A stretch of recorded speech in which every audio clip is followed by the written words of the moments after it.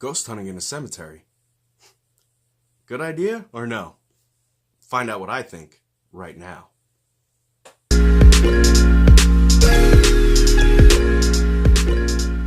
Ghost hunting in a cemetery. Is it a good idea or a bad idea?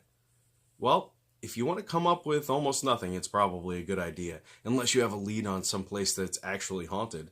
But I don't think that there are many spirits hanging out in cemeteries.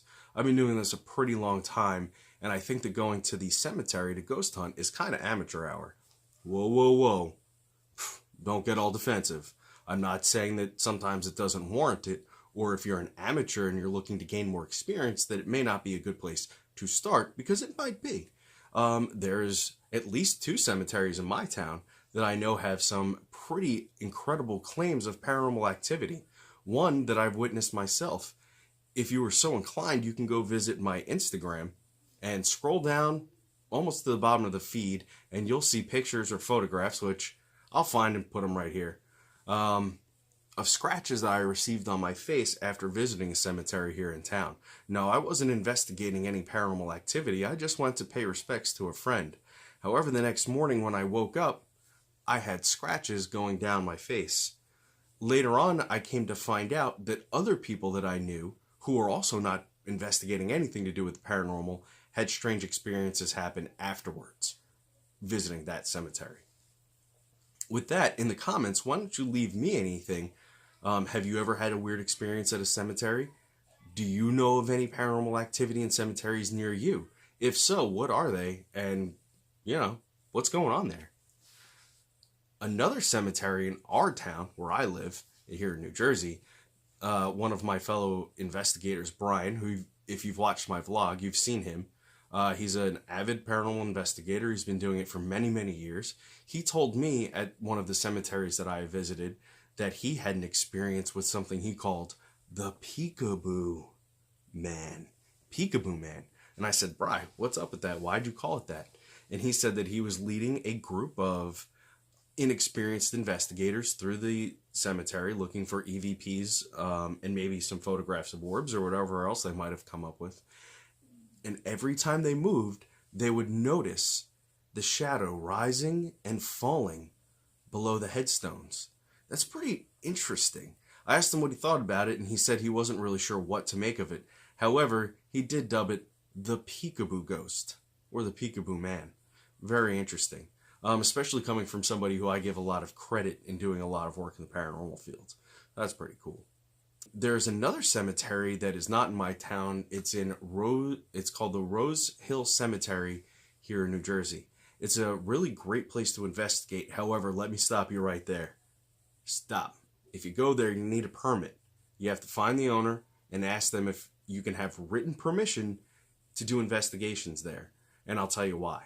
Because the police patrol that place. Because it is haunted, allegedly. And things do happen there, allegedly. So they keep a very close eye on it, and you're not allowed to go there at nighttime. Otherwise, you'll be cited with trespassing. We don't want that. We want to paranormal investigate. We want to do it safely and legally, right? So with that being said, the Rose Hill Cemetery is very well known for a couple things. And one of the biggest things is that if you've ever heard of the movie Jaws, have you heard of Jaws? Probably. It is a horror movie, but not quite paranormal. Well, it's based on a horror story that happened here in New Jersey a long time ago. I believe it happened in the town of Forked River. There were a couple shark attack victims, and one of them most notably was a little boy who was buried in the Rose Hill Cemetery.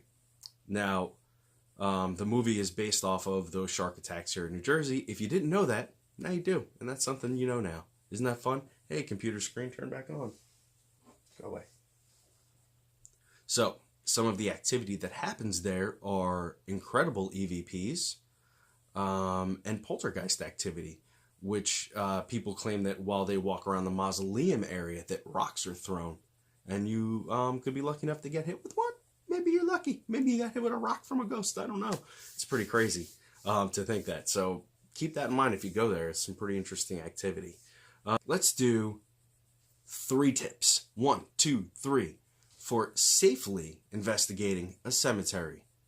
Number 1, be respectful. People's lost loved ones are there, and they're supposed to be buried in peace.